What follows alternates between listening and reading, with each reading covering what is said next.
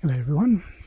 Today what I'll be doing is removing the reverse light switch, or the switch that operates the lights, because one of the issues that I think many of us have faced with these D1s is that when you put it into reverse, the light doesn't come on unless you keep pressure on the actual lever.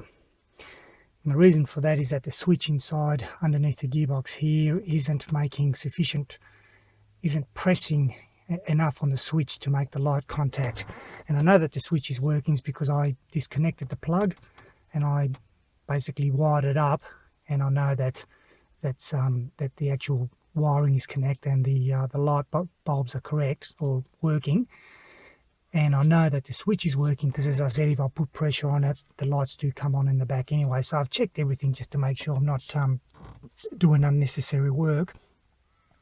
So what I'm going to do is I'm planning on removing the switch and seeing whether or not there's a space up between the switch and the gearbox. Oh, excuse me while I slide on the disco. And once I've removed that space, it'll put it back in and hopefully gives me sufficient additional few mils in order to make contact. And I'll show you where all this is. I'll just turn the lights on so I can, I've got better visibility here aside from this side light here. And so what we're looking at is this switch here. And there's the cable. Follows onto here, and as everyone who's undertaken this task before, it is an absolute bitch of a place to get to. There's barely enough room, as you can see from my fingers here, barely enough room to get a 19mm spanner, not only underneath but also to clear the ridges on the casing. So you almost have to get the spanner from above. Maybe sufficient room to get it there. But the idea is I'm going to pop that out. Hopefully there is that space that I talked about. Remove the space up, put it all back in, and hopefully that's a short-term, if not a long-term fix. If that doesn't fix it, then I'm probably going to invest on another switch. So I'll just get set up here now. And first thing to do is to see if I can do this one-handed.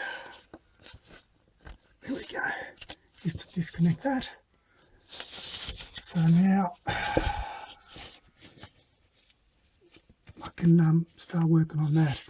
Now obviously the switch is on the left side of the vehicle, and I don't have this center muffler here, which means that it's actually probably giving me a little bit more room. And the aim is, here's a cross member here, the aim is to put my arm under across and the back of the gearbox supporting mount to gain access to that switch. Once I've got the spanner on there, I'll see if I can give you a demonstration on where I've positioned the spanner and how I'm actually turning it, to give you an idea. So after having a bit of a go at how I'm going to position the spanner, the best thing I think is going to work is to get one that has the thinnest head on it. See, I've got 3 of them here, and they're all of various thicknesses. Mind you though, not by much. But also one with the least amount of angle, as in this angle coming up, because the plug actually fits in here. So what I'm going to do is I'm going to actually pull through the plug through here, run it down to the line, and then actually get the ring spanner onto the switch. But because of that angle, it's actually hitting or touching the body. So I need to see if I can straighten this as much as I can, even though I'm probably going to end up sacrificing this 19mm